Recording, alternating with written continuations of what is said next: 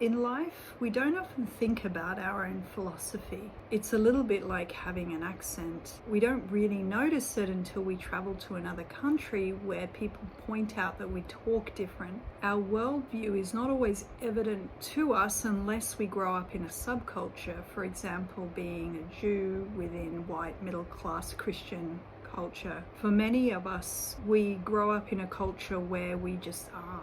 We do things in a certain way and that just feels entirely normal until our normal is challenged. We've been schooled in our Western culture and Western education to see debates about beliefs as a bad thing. This has been drawn from very bitter religious wars that ripped Europe apart. Beliefs unexamined cause tribalism and they cause conflict and bloodshed. However, the separation of church and state, religion and politics, romanticism and empiricism, science and faith, has not exactly yielded the peace that we hope for. In true Renaissance cultures, diversity of opinion is championed. Discussion of different philosophies, debating different views is seen as a good thing. Holding an opinion that other people believe and being able to discuss it is something that cultivated or educated people were seen as able to do. In much of our contemporary culture, we've been taught to keep our beliefs private, that it's rude to talk about religion or politics publicly. Many in our Western culture don't really believe anything. We only believe in the right and the freedom to believe whatever you want.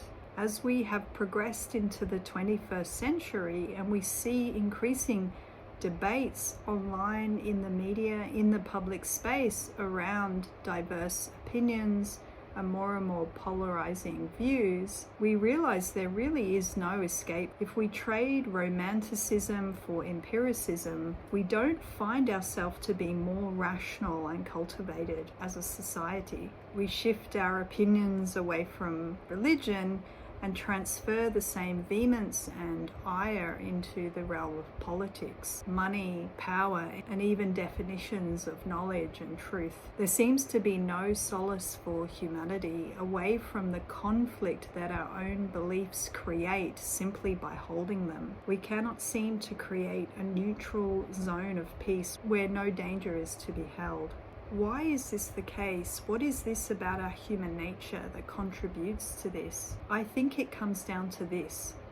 Rationalism is not the peak of our society. It's the right hand to the left hand of society, which is romanticism.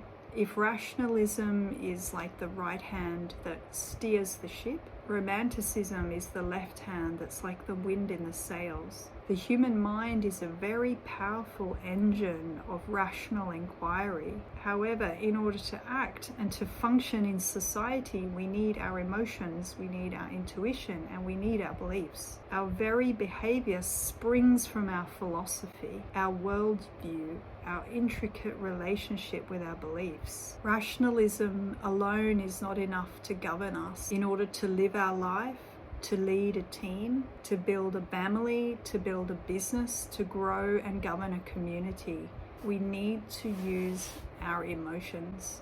The Enlightenment experiment, which championed human rationalism and corrected much of the problems that went before in terms of abuses of the power of the church and much superstition, taken to its extreme, creates siloed expertise. But siloed experts need to lean back into their intuition and their emotion in order to lead and grow organizations and to govern nations. We all need to be able to articulate and to understand our own philosophy and be able to interact with other people who see the world entirely differently. Top universities like Oxford or Cambridge offer a trifecta of studies to future world leaders: politics, philosophy, and economics. The art of business, which is economics, philosophy or the art of thinking, and politics, the art of managing groups of people. True leadership is holistic. In other words, your beliefs how you think, how you come up with ideas and arguments will come to bear on your life. It will be infused into all of your decisions. Being able to see and question your own philosophy and your own thinking is a skill akin to being able to hear your own accent. It is a meta activity achieved by dialogue with others and listening to people of diverse views. Owning your own philosophy will also make you stand out from competitors. It will draw the right stakeholders and collaborators to you, and it will repel the wrong collaborators and stakeholders from you. Most importantly, it will help you stand up against a dominant culture when necessary. There are many stages of mapping and articulating our own philosophy and our worldview. Firstly, we can ask ourselves, where do my beliefs come from? In what way do my opinions differ from other people? Why do I believe what I believe? The second and potentially more important set of questions to ask about our philosophy is this: what gives me the impetus to solve problems? What will drive me to leave comfort and to overcome obstacles? What will motivate me to venture out into the world and battle with the world in an effort to make it a better place? The third stage of understanding our own philosophy is to ask these questions.